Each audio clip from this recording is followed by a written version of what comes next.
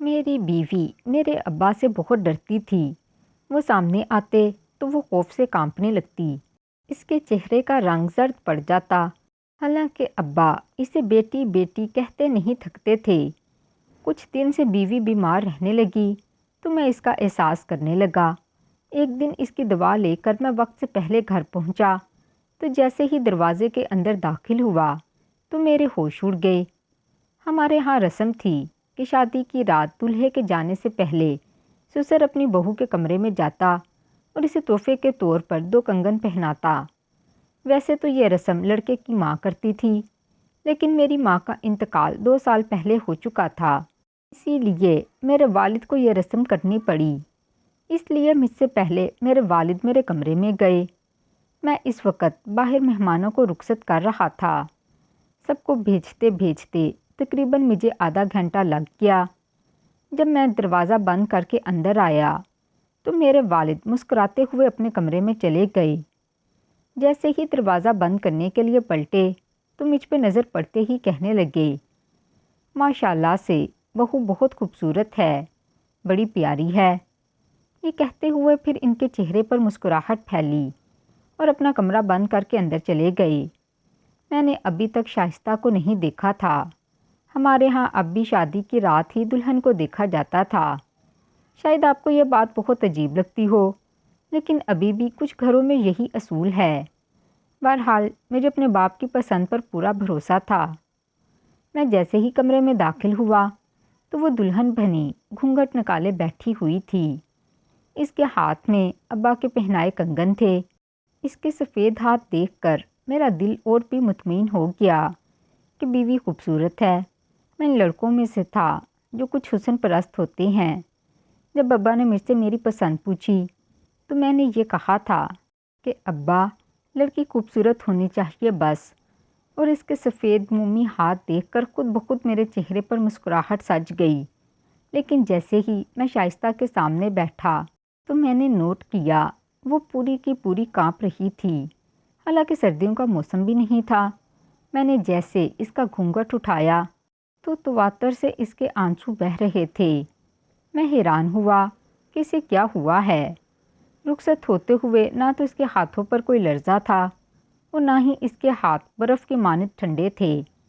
बड़ी मुतमईन वो मेरे साथ बैठी थी। मैंने कहा, शाइस्ता, मेरा ये कहना था कि वो बुरी तरह से अचंभे में आई और चौंक गई, फिर सिसपटाई हुई पीछे हट गई। मैं तो इसकी बदहवासी देखकर बहुत हैरान हुआ।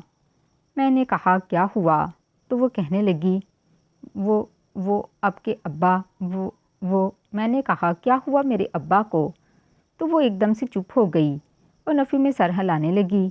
मैंने कहा, देखो मेरे वालिद तुम्हारे भी वालिद की जगह हैं। असल में अम्मा का इंतकाल हो गया, इसीलिए इनको रस्म करनी पड़ी। फिर मैंने इसका हाथ पकड़ा और इसके पहने हुए कंगन देखने लगा। मैंने कहा, ये मेरी अम्मा के हैं और इन्हें मेरी दादी ने पहनाए थे। खैर मुझे ये तो नहीं पता कि ये कंगन कितने पुराने हैं, लेकिन मेरी दादी को भी इनकी सास ने पहनाए थे। ख़ानदानी कंगन हैं, इन्हें उतारना मत। वो अभी भी बार बार दरवाज़े की तरफ न जाने क्यों देख रही थी। मैंने दरवाज़े की तरफ देखा। मैंने कहा, क्या देख रही हो? तो वो कहने लगी, कुछ नहीं। बहरहाल मैंने जेब से रूनुमाई की अंगूठी निकाली और शाइस्ता को पनाह दी, लेकिन पता नहीं क्यों इसके चेहरे की हवाइयाँ उड़ी हुई थीं। बार बार दरवाज़े की तरफ देख रही थी, जैसे इसे किसी के अंदर आने का खौफ हो। मैं इसका चेहरा बड़े गौर से देखने लगा। ऐसे लग रहा था जैसे कोई चोर या डाकू अंदर आने वाला है। कभी रोशनदान देखती तो कभी खिड़कियां देखती। मैंने कहा, क्या देख रही हो? कहने लगी, वो रोशनदान ऊपर से खुला हुआ है। मैंने कमरे के ऊपर देखा। मैंने कहा, वो तो हमेशा खुला रहता है। कहने लगी, प्लीज़ इसे बंद कर दें। मैंने कहा, मैं कैसे बंद कर दूं? ये सुनकर इसने तकिया दिया और कहने लगी, ये रख दें। मुझे इसकी घबराहट समझ नहीं आ रही थी। मैंने कहा, तुम्हें किस चीज़ का डर है? वो कहने लगी, मुझे लगता है यहाँ से कोई देख रहा है। मैंने कहा, क्या हो गया है तुम्हें शाइस्ता? कोई रोशनदान से क्यों देखेगा? मेरे घर में कोई ऐसा नहीं। मेरे वालिद हैं जो सो चुके हैं। छोटे बहन भाई कोई है नहीं। اور ہوتا بھی تو کیوں دیکھتا؟ کہنے لگی مجھے ڈر لگ رہا ہے کہ وہاں سے کوئی دیکھ رہا ہے۔ بہرحال میں اس کے وہم کو دور کرنے کے لیے اٹھا، کرسی رکھی اور تکیہ لے کر روشن دان میں پھنسا دیا۔ اس کے بعد بھی میں جیسے ہی کمرے کی لائٹ بجھانے لگا تو وہ کھڑی ہو گئی، پردہ ہٹا کر کھڑکیوں کے باہر جھانکنے لگی۔ میں نے کہا کیا دیکھ رہی ہو؟ کہنے لگی لگ رہا ہے کہ کوئی ہے۔ میں نے کہا یہ کیا تماشا بنا رکھا ہے؟ میرے سارے موڈ کا ستیہ ناش کر رہی ہو۔ کوئی نہیں ہے یہاں۔ لیکن وہ گھبرائی ہوئی تھی۔ کھڑکی کھول کر دائیں بائیں دیکھنے لگی۔ اس نے چٹکنی لگا دی، پھر پردے بھی اچھے طریقے سے کھڑکیوں کے سامنے کر دیے، پھر واش روم کا دروازہ دیکھنے لگی، پھر تیز تیز چلتی ہوئی واش روم کے دروازے تک پہنچی۔ میں حیرت سے اس کی یہ ساری حرکتیں دیکھ رہا تھا۔ واش روم کا دروازہ کھول کر وہ واش روم کا پورا جائزہ لینے لگی۔ میں نے کہا تمہیں کیا ہوا ہے؟ کیا دیکھ رہی ہو؟ کہنے لگی یہ واش روم میں سوراخ کیسا ہے؟ واش روم کی دوسری جانب کیا ہے؟ میں چلتا ہوا واش روم کے پاس آ گیا تو دیکھا ایک سوراخ تھا۔ پہلے تو میں نے کبھی بھی غور نہیں کیا۔ میں نے دیکھا تو واش روم کے کونے میں کچھ سیمنٹ اترا ہوا تھا، بیچ میں کچھ سوراخ نما چیز تھی لیکن دیوار ہی تھی۔ میں اسے کہنے لگا کہ یہ تم سب کچھ کیا دیکھ رہی ہو؟ کہنے لگی پلیز جمال اسے بند کر دیں۔ میں نے کہا دماغ خراب ہے تمہارا؟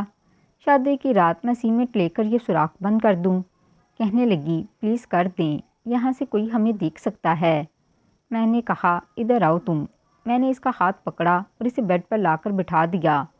مجھے سمجھ نہیں آ رہا تھا کہ آج کی رات اسے کیا ہوا ہے۔ بار بار گھبرا رہی تھی، بار بار پورے کمرے کا جائزہ لے رہی تھی، ایک ایک کونا دیکھ رہی تھی۔ شاید وہمی قسم کی تھی، حالانکہ ایسے وہم لڑکوں کو زیادہ ہوتے ہیں۔ بہرحال میں اس سے اپنی کچھ باتیں کرنے لگا، گھر کے ماحول کے بارے میں بتانے لگا کہ میری والدہ نہیں ہے، اسی لیے سب کچھ تمہیں جلدی سنبھالنا پڑے گا۔ لیکن میں نے نوٹ کیا کہ وہ میری باتیں غائب دماغی سے سن رہی ہے، بس کمرے کو غور سے دیکھے جا رہی تھی، جیسے پتہ نہیں کمرے میں کون سا شگاف تلاش کر رہی ہو۔ میں نے کہا شائستہ پلیز مجھے دیکھو، ادھر ادھر کیا دیکھ رہی ہو؟ میں نے اس کا رخ اپنی جانب کیا، پتہ نہیں اسے کیا پریشانی تھی۔ صبح سویرے جب میری آنکھ کھلی تب وہ سادہ لباس پہنے اپنے بالوں میں کنگھا کر رہی تھی۔ میں نے دیکھا ابھی بھی اس کے چہرے پر بدحواسی سوار تھی۔ میں نے کہا ناشتہ میں بازار سے لے آتا ہوں۔ میں بھی اٹھ کر بیٹھ چکا تھا۔ کہنے لگی نہیں میں بنا لوں گی، کوئی بات نہیں۔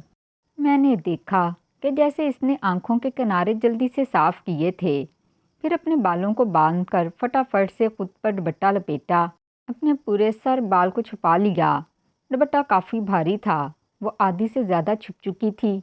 پھر کمرے سے باہر چلی گئی، لیکن بے حد نروس سی تھی۔ میک اپ تک نہیں کیا تھا۔ میں بھی نہانے چلا گیا۔ فریش ہو کر کمرے سے باہر نکلا تو وہ کچن میں سارے کیبنٹ کھول کر چیزیں ڈھونڈنے اور دیکھنے کی کوشش کر رہی تھی کہ کہاں کیا رکھا ہے، لیکن ساتھ ساتھ میں نے دیکھا کہ وہ دوپٹے کے پلو سے آنسو صاف کر رہی تھی۔ پتہ نہیں کیوں، حالانکہ میں تو اس کے ساتھ بڑی محبت سے اس رشتے کا آغاز کر چکا تھا۔ میرے دل میں اسے دیکھ کر عجیب سے وسوسے اور سوالات سے اٹھنے لگے کہ آخر وہ رو کیوں رہی ہے؟ ایسا تو نہیں تھا کہ اسے اپنے گھر والوں کی یاد ستا رہی تھی؟ شاید شادی کی پہلی صبح کام کرنا پڑ رہا تھا، اسی لیے برا لگ رہا ہو۔ لیکن میں نے تو کہا تھا کہ میں ناشتہ لے آتا ہوں۔ بہرحال میں کچن میں آ گیا۔ میں نے کہا کیا کر رہی ہو؟ کہنے لگی کچھ نہیں، دیکھ رہی ہوں کہاں کیا پڑا ہے۔ میں نے کہا مجھے بہت برا لگ رہا ہے، تم باہر بیٹھو میں ناشتہ لے آتا ہوں۔ وہ کہنے لگی کوئی بات نہیں، میں بنا دوں گی۔ جب تک اس نے ناشتہ بنایا میرے والد بھی اٹھ گئے تھے، وہ بھی ٹیبل پر بیٹھ گئے۔ کہنے لگے واہ بھائی، میرے بیٹی نے تو آتے ہی کچن سنبھال لیا۔ اس وقت شائستہ ناشتہ ٹیبل پر لگا رہی تھی۔ مجھے برا یہ لگا کہ اس نے میرے والد کو سلام تک نہیں کیا، نہ سر پہ پیار لیا، بلکہ انہیں دیکھتے ہی اس نے ماتھے پر بل ڈالے۔ چہرے کی رنگت پھر سے اڑنے لگی۔ وہ میرے برابر بیٹھ گئی۔ میں نے کہا شائستہ ابا جی کو سلام کرو، تو نظریں جھکائے اس نے سلام کیا۔ ابا جی کہنے لگے وعلیکم السلام، جیتی رہو سدا آباد رہو۔ لیکن شائستہ کے ماتھے کے بل ٹھیک نہیں ہو رہے تھے، پتہ نہیں کیوں۔ میں نے غور کیا، اس کے ہاتھ میں لرزہ سا طاری تھا۔ اس نے ٹھیک سے کچھ کھایا بھی نہیں، بس چائے کے گھونٹ بھر رہی تھی۔ میرے والد نے کہا، بیٹا تم ٹھیک سے کھاؤ، یہ تمہارا ہی گھر ہے، لیکن اس نے کوئی جواب نہیں دیا۔ مجھے اس کی یہ بات بہت بری لگ رہی تھی۔ آخر ایسا بھی کیا تھا؟ میرے والد گھر کے بزرگ تھے اور واحد بزرگ تھے، وہ کیوں میرے والد کو نظر انداز کر رہی تھی؟ یہاں تک کہ ان کی بات کا جواب تک نہیں دے رہی تھی۔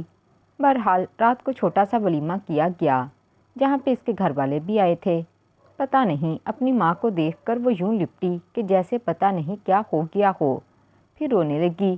اس کی والدہ کہنے لگی، تمہیں کیا ہوا ہے؟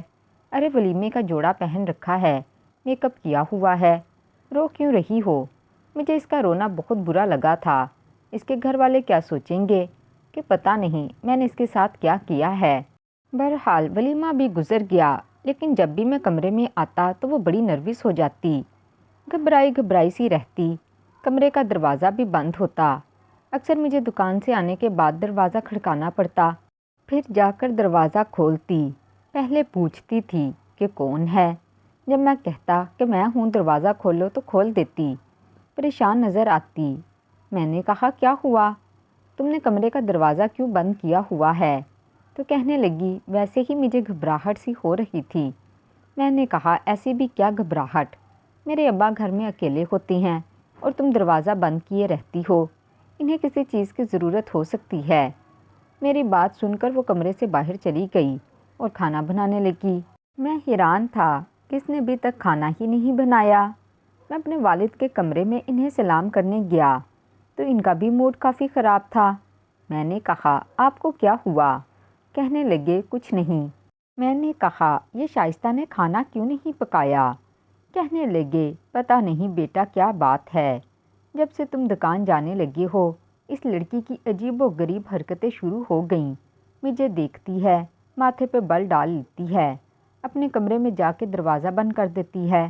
پتہ نہیں کیا مسئلہ ہے اس کے ساتھ۔ میں نے صبح کا ناشتہ کر لیا تھا، لیکن دوپہر کو کچھ نہیں دیتی اور اس نے پوچھا تک نہیں، ابا جی آپ کیا کھائیں گے کہ کیا نہیں؟ یہ سن کر میں ابا جی کے سامنے ضرور شرمندہ ہو گیا تھا۔ میں کچن میں آیا تو وہ فٹافٹ کھانا بنا رہی تھی، آٹا گوندھ رہی تھی۔ میں نے کہا، یہ ٹائم ہے تمہارا کھانا پکانے کا؟ کہنے لگی، جمال بس آدھے گھنٹے میں پک جائے گا۔ میں نے کہا، بات یہ نہیں ہے، بات یہ ہے کہ یہ وقت کھانا پکانے کا نہیں، اور تم نے دوپہر کو ابا جی کو کھانا تک نہیں پوچھا۔ کہنے لگی، ہاٹ پاٹ میں روٹی پڑی تھی اور سالن بھی فریج میں تھا، انہیں بھوک لگی تھی تو وہ اوون میں گرم کر کے کھا لیتے۔ میں نے کہا، کیا مطلب وہ اوون میں گرم کر کے کھانا کھا لیتے؟ میں نے کہا کہ دیکھو میرے والد تمہارے باپ کی جگہ ہے، ان کا خیال رکھا کرو، لیکن اس کی آنکھوں میں موٹے موٹے آنسو جھلملانے لگے۔ میں حیران تھا۔ میں نے کہا، کیا ہوا؟ تو کہنے لگی، آپ کو نہیں پتا کہ وہ کیا ہیں؟ میں نے کہا، کیا مطلب ہے تمہارا؟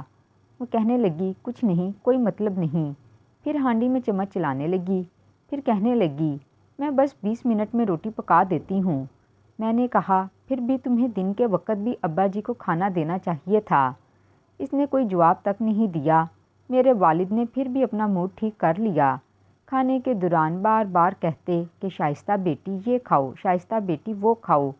پھر کہنے لگے، بیٹا میں تمہارے باپ کی جگہ ہوں، تمہیں کسی بھی چیز کی ضرورت ہوتی ہے تو مجھ سے کہہ دیا کرو، میں جب نماز پڑھنے جاؤں گا تو تمہیں گھر کا سامان لا دیا کروں گا۔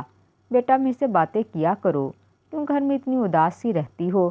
اگر جمال کی ماں زندہ ہوتی تو اور بات تھی، لیکن اب گھر میں کوئی اور نہیں، اور یہ خاموشی مجھے کسی ناک کی طرح ڈستی ہے۔ اسی لیے تم باتیں کیا کرو، ہنسا کرو، تاکہ گھر میں رونق لگے۔ مجھے تو لگتا ہی نہیں کہ میں نے بیٹے کی شادی کی ہے۔ لیکن شائستہ نے آگے سے منہ تک نہیں ہلایا، وہ بس چپ چاپ بیٹھی کھانا کھاتی رہی، یہاں تک کہ اس نے میرے باپ کو دیکھا تک نہیں۔ اس کا اس طرح کا اجنبی سا رویہ مجھے بہت برا لگ رہا تھا۔ جب ہم کمرے میں آئے تو میں نے کہا کہ شائستہ تمہارے ساتھ آخر مسئلہ کیا ہے؟ وہ کہنے لگی کہ میں نے کیا کیا ہے؟ میں نے کہا، میرے والد تم سے بات کر رہے تھے اور تم یوں بیٹھی ہوتی ہو کہ جیسے وہ اجنبی ہوں، جواب تک نہیں دیتی۔ وہ کہنے لگی کہ میرا مزاج ہی ایسا ہے، میں نے کہا تو پھر بدلو اپنے مزاج کو، مجھے اچھا نہیں لگتا کہ تم میرے باپ کے ساتھ ایسا رویہ رکھو، میرے باپ کے ساتھ اپنا رویہ درست کر لو۔ وہ خاموش ہو گئی، پھر تکیہ درست کر کے لیٹ گئی۔ رات کو میری آنکھ اس کی سسکیوں پر کھلی۔ میں نے دیکھا تو جائے نماز بچھائے رو رہی تھی، بار بار کہہ رہی تھی ایسا کیوں ہوا، ایسا نہیں ہونا چاہیے تھا، میرا کیا قصور ہے، اے خدا مجھے تو طلاق ہو جائے گی، میرا گھر برباد ہو جائے گا۔ وہ روئے جا رہی تھی اور میں یہ سوچ رہا تھا ایسا کیا ہو گیا ہے۔ وہ کہنے لگی، اے اللہ وہ شخص میرے شوہر کا باپ ہے۔ یہ سن کر میں پتہ نہیں کیوں کچھ پریشان ہوا۔ میں نے جب موبائل اٹھا کر وقت دیکھا تو تہجد کا وقت تھا۔ میں آہستہ سے اٹھا کیونکہ مجھے پیاس لگ رہی تھی، لیکن جب میں باہر آیا تو میرے والد کے کمرے کی لائٹ جلی ہوئی تھی، حالانکہ وہ تو سو جاتے تھے، پھر صبح فجر کے وقت ہی اٹھتے تھے۔ میں حیران تھا کہ ان کے کمرے کی لائٹ کیوں جل رہی تھی۔ ایک بار شائستہ رات کے برتن دھو رہی تھی اور میں اپنے کمرے میں لیپ ٹاپ پر لگا ہوا تھا، کچھ کام کر رہا تھا۔ میں نے سوچا کہ شائستہ کو چائے کا کہہ دوں، لیکن جیسے ہی میں کمرے سے باہر آیا مجھے محسوس ہوا جیسے کچن میں شائستہ کے ساتھ میرے والد بھی موجود ہیں۔ میں دھیرے دھیرے چلتا ہوا وہاں آیا تو دیکھا کہ میرے والد اسے کہہ رہے تھے کہ بیٹا آخر تمہارے ساتھ مسئلہ کیا ہے، تم مجھے جواب کیوں نہیں دیتی۔ وہ کہنے لگی کہ آپ یہاں سے جائیں، مجھے آپ سے بات نہیں کرنی، آپ کیوں میرا گھر برباد کرنے پر تلے ہوئی ہیں۔ وہ کہنے لگے میں نے تو کچھ کیا ہی نہیں، تم کیوں مجھ سے بدگمان ہو۔ لیکن شائستہ ان کے سامنے ہاتھ جوڑنے لگی، کہنے لگی یہاں سے خدا کے لیے چلے جائیں۔ ان دونوں کی میری جانب پیٹھ تھی۔ سب سے پہلے میرے والد نے مجھے دیکھا، پھر نظریں چراتے ہوئے وہاں سے چلے گئے اور شائستہ آنسو صاف کر رہی تھی۔ مجھے دیکھ کر گھبرا گئی۔ میں نے کہا کیا ہوا؟ کہنے لگی کچھ نہیں، پھر جلدی سے سنک میں رکھے ہوئے برتن دھونے لگی۔ میں نے کہا شائستہ میں تم سے کچھ پوچھ رہا ہوں کہ کیا ہوا ہے، کس بات کی معافی مانگ رہی ہو، کیا بات ہوئی ہے؟ وہ کہنے لگی کوئی بات نہیں ہوئی، آپ کو کیا چاہیے تھا؟ میں چائے کا کہنے گیا تھا لیکن کچھ کہا نہیں۔ میں نے کہا تم مجھے پاگل کر دو گی، مجھے جواب کیوں نہیں دیتی؟ آخر اس طرح کا رویہ رکھنے کا جواز کیا ہے، کیا وجہ ہے؟ کہنے لگی میں آپ کو وجہ نہیں بتا سکتی۔ یہ کہہ کر وہ کچن سے باہر نکل گئی۔ مجھے اب شائستہ پر غصہ آنے لگا تھا۔ چند روز بعد رات کے نہ جانے کون سے پہر میری آنکھ کھلی۔ میں نے دیکھا کہ شائستہ میرے برابر میں نہیں تھی۔ مجھے لگا کہ تہجد پڑھ رہی ہوگی۔ میں نے دیکھا تو وہ کمرے میں بھی نہیں تھی، حالانکہ کمرے سے باہر تو جاتی نہیں، بہت کم جاتی تھی۔ میں باہر آیا تو دیکھا کہ میرے والد کے کمرے کی لائٹ ابھی بھی جل رہی تھی۔ شائستہ کی سسکیوں کی آوازیں اندر سے آ رہی تھیں۔ یہ سن کر میری جان نکلی۔ میں فوراً سے کمرے کے پاس آیا تو وہ رو رہی تھی، کہنے لگی اگر میں نے آپ کے بیٹے کو بتا دیا تو یاد رکھیے گا کہ آپ کہیں کے نہیں رہیں گے۔ میرے والد کہنے لگے کہ وہ میرا بیٹا ہے، میری بات پر بھروسہ رکھے گا، اگر تم یہاں رہنا چاہتی ہو تو تمہیں وہی کرنا پڑے گا جو میں چاہتا ہوں۔ یہ سن کر میرا دل دھک سے رہ گیا۔ میں پیچھے ہٹ گیا، کچن میں جا کے چھپ گیا جہاں اندھیرا تھا۔ کچھ دیر بعد دروازہ کھلا۔ شائستہ روتی ہوئی میرے والد کے کمرے سے نکل کر میرے کمرے میں چلی گئی اور میرے والد کمرے کی لائٹ بجھا چکے تھے۔ میں اپنے باپ کے بارے میں کچھ بھی سوچ سکتا تھا، لیکن یہ سب کچھ نہیں سوچ سکتا تھا۔ آخر شائستہ اور میرے والد کے بیچ میں کیا چل رہا تھا؟ صبح میرے والد کہنے لگے کہ میں چاہتا ہوں کہ تم اس لڑکی کو اس کے میکے چھوڑ آؤ، اس کا دماغ بہت خراب ہو گیا ہے۔ میں نے کہا کیا مطلب؟ کیا کہا ہے اس نے آپ کو؟ میرے والد کہنے لگے رات کو میرے کمرے میں اچانک سے آ گئی، بھلا اس کی کیا تک بنتی تھی میرے کمرے میں آنے کی، اور آ کر کہنے لگی کہ آپ یہ شہر چھوڑ کر چلے جائیں۔ میں نے کہا کہ میں کیوں جاؤں؟ تو وہ کہنے لگی کہ اگر آپ چاہتے ہیں کہ میرا گھر بس جائے تو یہاں سے چلے جائیں۔ مجھے سمجھ نہیں آتی کہ یہ آخر لڑکی چاہتی کیا ہے، اس کا کیا مسئلہ ہے؟ میں نے تمہاری شادی اس لیے تو نہیں کی تھی کہ میں بے گھر ہو جاؤں، حالانکہ میں نے جو کچھ دیکھا تھا چوری چھپے دیکھا تھا۔ میرے والد اس بات سے انجان تھے، چاہتے تو اس بات کو چھپا لیتے، لیکن تب ہی چھپاتے نا جب وہ مجرم ہوتے۔ لیکن انہوں نے تو صاف بات مجھ سے کہہ دی۔ میں سمجھ نہیں پا رہا تھا ایک طرف شائستہ کا جائے نماز پر سسکیاں بھرنا، رونا، اپنے گھر کو بچانے کی دعائیں کرنا، اور دوسری جانب میرے والد کے کمرے میں جانا۔ رات کے اس پہر وہ کیوں گئی تھی؟ ورنہ تو وہ میرے باپ کے کمرے میں دن کے وقت بھی نہیں جاتی تھی، اور میرے باپ کو دیکھ کر ہی اس کے چہرے کی ہوائیں اڑ جاتی تھیں۔ وہ ڈرتی تھی، بات تک نہیں کرتی تھی، لیکن پتہ نہیں کون سچا تھا اور کون جھوٹا، مجھے کچھ بھی سمجھ نہیں آ رہا تھا۔ میرے والد کہنے لگے، اگر اس لڑکی نے اپنا رویہ نہ بدلا تو میں اسے اس گھر میں بسنے نہیں دوں گا۔ میں نے کہا، ابا جی آپ کو کیا ہو گیا ہے؟ اتنی سی بات پر میں اپنی بیوی کو نہیں چھوڑ سکتا، کتنی بری بات ہے۔ تو وہ کہنے لگے، اس کا مطلب کہ تم مجھے چھوڑ دو گے؟ کیا ماں باپ اس لیے اولاد کو پیدا کرتے ہیں کہ جب وہ بڑھاپے کو پہنچیں تو اولاد انہیں چھوڑ کے چلی جائے، یا انہیں بولے کہ چلو بھائی نکلو بستر باندھ کر اولڈ ہاؤس چلے جاؤ؟ کیا تم بھی یہی چاہتے ہو؟ میں نے کہا، نہیں نہیں، میں ایسا نہیں چاہتا، میں شائستہ کو سمجھاؤں گا۔ وہ کہنے لگے، تو سمجھاؤ نا، کب سے تمہیں کہہ رہا ہوں کسے سمجھاؤ، ویسے رہیے جیسے رہنا چاہیے۔ نہ یہ مجھے کھانا پوچھتی ہے، نہ مجھ سے سیدھے منہ بات کرتی ہے۔ ارے میں اسے بیٹی بنا کر لایا ہوں، یہ تو بہو بھی نہیں بن کر دکھا رہی۔ پتہ نہیں اس کو مجھ سے کیا تکلیف ہے، اور پہلے دن سے تکلیف ہے، جب سے شادی ہوئی ہے، جب سے میں تمہارے کمرے میں گیا اسے کنگن پہنانے، یہ تبھی مجھے دیکھ کر اپنا ہاتھ پیچھے کرنے لگی، جیسے پتہ نہیں کہ میں کیا کر دوں گا۔ ارے ٹھیک ہے، میری کوئی بیٹی نہیں، اس کا مطلب یہ تھوڑی کہ مجھے بیٹیوں کی عزت کا پتہ نہیں۔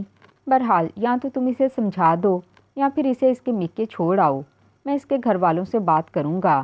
میں جب کمرے میں گیا تو شائستہ رو رہی تھی۔ میں نے کہا کہ آخر تم چاہتی کیا ہو؟ تمہارا کیا کام تھا رات کو میرے باپ کے کمرے میں جانے کا؟ وہ کہنے لگی، آپ صرف اسی بات کا یقین کریں گے جو آپ کا باپ آپ کو بتائے گا، تو آج تک کبھی آپ اپنی آنکھ سے نہیں دیکھا، تبھی آپ وہی سچ مانیں گے، کیونکہ اگر میں نے بتایا بھی تو آپ کبھی بھی یقین نہیں کریں گے۔ مجھے تو لگ رہا تھا کہ میں پاگل ہو جاؤں گا۔ کس کی بات پر بھروسہ کرتا، اپنے باپ کی یا پھر شائستہ کی؟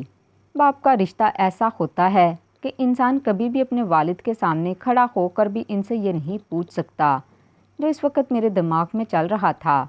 میں اپنے باپ کے بارے میں ایسا شک کر ہی نہیں سکتا تھا، اور دوسری طرف شائستہ تھی، پتہ نہیں کون سچا تھا کون نہیں، اور میں یہ بھی نہیں چاہتا تھا کہ اپنی بیوی کو کسی غلط فہمی کی بنا پر طلاق دے دوں، اور پھر ساری زندگی کا پچھتاوا مجھے لگا رہے، اور اس کی بدوائیں، اس کے گھر والوں کی بدوائیں میری زندگی کو برباد کر دیں۔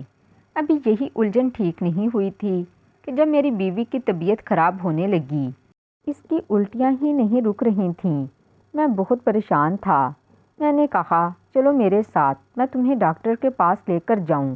تو وہ کہنے لگی، مجھے نہیں جانا، میں کسی ڈاکٹر کے پاس نہیں جانا چاہتی، آپ مجھے دوا لا دیں، میں گھر بیٹھ کے کھا لوں گی۔ وہ بہت پریشان تھی، روتی رہتی تھی، وجہ پوچھتا تو ٹال جاتی۔ اب وہ میرے والد کو دوپہر کا کھانا پوچھتی تھی، لیکن بیٹھ کر بات چیت نہیں کرتی تھی، وہ بھی زیادہ تر وقت اپنے کمرے میں گزارتے تھے۔ میں اسے کئی بار کہہ چکا تھا کہ میرے ساتھ ڈاکٹر کے پاس چلو تاکہ ڈاکٹر چیک کریں کہ کیا مسئلہ ہے۔ وہ کہنے لگی، مجھے نہیں جانا، بس مجھے عام دوا لا دیں، میں کھا لوں گی۔ اس کی رنگت پیلی سی پڑنے لگی تھی۔ ایک بار میں جلدی ہی گھر آ گیا اور اس کی دوا بھی لے کر آیا۔ ڈاکٹر کہہ رہا تھا، یوں کبھی بھی مرض کا پتہ نہیں چلتا، آپ اپنی بیوی کو لے کر آئیں۔ میں سوچ چکا تھا کہ آج زبردستی شائستہ کو ڈاکٹر کے پاس لے کر جاؤں گا، لیکن جیسے ہی میں نے چابی سے گھر کا دروازہ کھولا اور اندر داخل ہوا تو سامنے کا منظر دیکھ کر میرے ہوش اڑ گئے۔ میرے والد زار و قطار رو رہے تھے، گھٹنوں کے بل بیٹھے ہاتھ جوڑ کر شائستہ سے معافی مانگ رہے تھے۔ کہنے لگے، مجھے نہیں پتا تھا کہ تم وہی لڑکی ہو، میں تمہارا گنہگار ہوں، مجھے معاف کر دو۔ وہ کہنے لگی کہ مجھے ویسے بھی اس گھر میں نہیں رہنا، میں آپ کے بیٹے سے طلاق لے لوں گی، کیونکہ یہاں رہنا میرے لیے کسی اذیت سے کم نہیں، اور میں اس اذیت میں رہنا نہیں چاہتی۔ میں یہ راز اپنے دل میں ہی رکھنا چاہتی تھی، لیکن مجھے نہیں پتا تھا کہ میرے شوہر کا باپ وہی شخص نکلے گا جس نے میرے ساتھ بچپن میں زیادتی کی تھی۔ یہ سن کر میرے دماغ میں آندیاں سی چلنے لگیں، یہ میں کیا سن رہا تھا؟ وہ کہنے لگے، پتہ نہیں میں نے یہ گناہ کیوں کیا، بس شیطان کے بہکاوے میں آ گیا تھا، لیکن میں بہت پشیمان ہوں۔ میں نے اس کے بعد بہت معافیاں مانگیں، گڑ گڑا کے اللہ کے سامنے توبہ کی، لیکن میں نہیں جانتا تھا کہ وقت کا پہیہ مجھے وہیں لا کے کھڑا کر دے گا۔ میں یہ سب بھول جانا چاہتا تھا۔ باخدا اس کے بعد میں نے کسی بچی پر بری نظر نہیں ڈالی۔ وہ کہنے لگی، لیکن آپ کو دیکھ کر مجھے وہ اذیت پھر سے یاد آ جاتی ہے۔ میں کبھی بھی آپ کو معاف نہیں کر سکتی، اور نہ ہی میں کبھی اس گھر میں رہ سکتی ہوں۔ میں نے بہت چاہا، اللہ سے رو رو کے دعا بھی مانگی۔ میں نہیں چاہتی تھی کہ میرا شوہر مجھے طلاق دے دے، لیکن میرے لیے اس سے بڑی اذیت یہ ہے کہ میں آپ کو دیکھوں اور آپ کو باپ جیسا درجہ دوں۔ میں یہ نہیں کر سکتی، یہ میرے اختیار میں نہیں ہے۔ وہ کہنے لگے کہ تم فکر مت کرو، میں یہاں سے چلا جاؤں گا، لیکن تم بس مجھے معاف کر دو۔ میں الٹے قدم گھر سے باہر نکل چکا تھا۔ ان دونوں نے مجھے نہیں دیکھا، لیکن جو حقیقت میں جان چکا تھا میری سمجھ میں نہیں آ رہا تھا کہ میں کیا سن رہا ہوں اور کس کے بارے میں سن رہا ہوں۔ شاید اسی لیے شائستہ ہر وقت میرے باپ سے ڈری ڈری رہتی تھی، کیونکہ اسے اپنا ماضی یاد آتا تھا۔ پتہ نہیں انسان شیطان کے بہکاوے میں آ کر ایسا کیوں کر جاتا ہے، جس کی تلافی ساری زندگی نہیں ہوتی، بلکہ وہ گناہ اس کے سامنے ایک ایسی سزا بن کر آتا ہے کہ جسے نہ تو وہ سہ سکتا ہے اور نہ ہی بھول سکتا ہے۔ کچھ دیر کے بعد میں نے اپنے آنسو صاف کر کے گھر کا دروازہ کھٹکھٹایا۔ دروازہ شائستہ نے ہی کھولا تھا۔ وہ رو رہی تھی، لیکن اب اس کے رونے کی وجہ میں جان چکا تھا۔ میں نے کوئی سوال نہیں کیا۔ اگلی صبح جب میرے والد کمرے سے باہر آئے تو ان کی آنکھیں بھی مترم تھیں۔ کہنے لگے، میں سعودی عرب اپنے بھائی کے پاس جانا چاہتا ہوں، تم ویزے اور ٹکٹ کا انتظام کرا لو، اور جب تک میں نہ کہوں مجھے واپس مت بلانا۔ میں نے کوئی جواب نہیں دیا، چپ چاپ اپنے باپ کو سعودیہ بھجوا دیا۔ شاید انہیں یہ لگ رہا ہو کہ اللہ کے گھر کے سامنے وہ توبہ کریں تو ان کا یہ گناہ معاف ہو جائے، لیکن یہ تو تب بھی ہو سکتا تھا جب شائستہ انہیں معاف کر دے گی۔ میں نے شائستہ کے ساتھ اپنا رویہ بہت اچھا رکھا، اس کا خیال بہت رکھا، کیونکہ جو کچھ میرے باپ نے اس کے ساتھ کیا تھا اس کی تلافی تو ہو ہی نہیں سکتی تھی۔ بہرحال جب کچھ ماہ بعد ہی میرے باپ کا انتقال ہو گیا، تب میں نے یہاں شائستہ سے کہا، اگر میں تم سے کچھ مانگوں تو کیا تم مجھے دو گی؟ کہنے لگی، کیا چاہیے آپ کو؟ میں نے کہا، میرے باپ کو معاف کر دینا۔ یہ سن کر اس نے حیرت سے مجھے دیکھا اور میں پھوٹ پھوٹ کر رونے لگا۔ میں نے اس کے دونوں ہاتھ پکڑ لیے۔ میں نے کہا، میں اس دن تمہاری اور اپنی باپ کی باتیں سن چکا تھا۔ وہ پتھرائی ہوئی آنکھوں سے مجھے دیکھ رہی تھی۔ میں نے کہا، تم دل سے انہیں معاف کر دو، میں ساری زندگی تمہارا احسان مند رہوں گا۔ وہ بھی رو رہی تھی، لیکن کہنے لگی، آپ کی خاطر میں نے آپ کے باپ کو معاف کیا۔ ایسا حوصلہ شاید ایک عورت ہی رکھ سکتی تھی، کوئی مرد نہیں۔ آپ کا کیا خیال ہے؟ کمنٹ باکس میں اپنی رائے کا اظہار ضرور کریں، اور مزید اس طرح کی سبق آموز کہانیاں سننے کے لیے ہماری ویڈیو کو لائک کریں، شیئر کریں اور میرے چینل کو سبسکرائب کریں۔ ملتی ہوں اگلی ویڈیو میں، تب تک اپنی دعاؤں میں یاد رکھیں۔ اللہ حافظ۔